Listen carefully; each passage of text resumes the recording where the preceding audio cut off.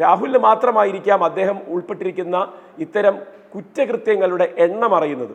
ആ എണ്ണം ഒരു മല പോലെ വന്ന് മുന്നിൽ നിൽക്കുമെന്ന് വി ഡി സതീശൻ പോലും അറിഞ്ഞത് കഴിഞ്ഞ ദിവസങ്ങളിലും ആയിരിക്കാം. നമുക്കതിനെ പറ്റിയിട്ടുള്ള വസ്തുതകൾ അറിയില്ല. പക്ഷേ വന്ന പരാതികളൊക്കെ ഒതുക്കി തീർത്ത് ഒരു പിതാവിൻ്റെ വാത്സല്യത്തോടു കൂടി ഗുണദോഷിച്ചു വിടുക എന്നുള്ള ഉത്തരവാദിത്തമാണ് അദ്ദേഹം ഇതുവരെ നിർവഹിച്ചത് എന്ന് ഒരു ഉളുപ്പമില്ലാതെ അദ്ദേഹം ക്യാമറയുടെ മുന്നിൽ വന്ന് പറഞ്ഞു കഴിഞ്ഞ ഒരു മനുഷ്യനാണ്. ആ മനുഷ്യൻ അറിഞ്ഞ കഥകൾ തന്നെയാണ് ഇതൊക്കെയും. പക്ഷേ പൊതുസമൂഹത്തിലേക്ക് ഇത് എത്തുന്നില്ല. കാരണം ഇത് കോൺഗ്രസിന്റെ ഉള്ളിലെ സഹപ്രവർത്തകരോട് ഒരാൾ നടത്തിയ രതിവൈകൃതം മാത്രമായി അവിടെ മൂടിവെക്കപ്പെടും എന്ന് അവർ വിചാരിച്ചു. കാരണം സ്വന്തം പ്രസ്ഥാനത്തിന്റെ പൊതുസമൂഹത്തിലെ വില ഇടിക്കാൻ വേണ്ടി ആരും ഇത് ചെയ്യില്ല എന്നുള്ളത് രാഹുൽ എത്രത്തോളം വിദഗ്ധമായിട്ടാണ് അവിടെ ഉപയോഗപ്പെടുത്തിയത് എന്ന് വേണം നമ്മൾ മനസ്സിലാക്കാൻ.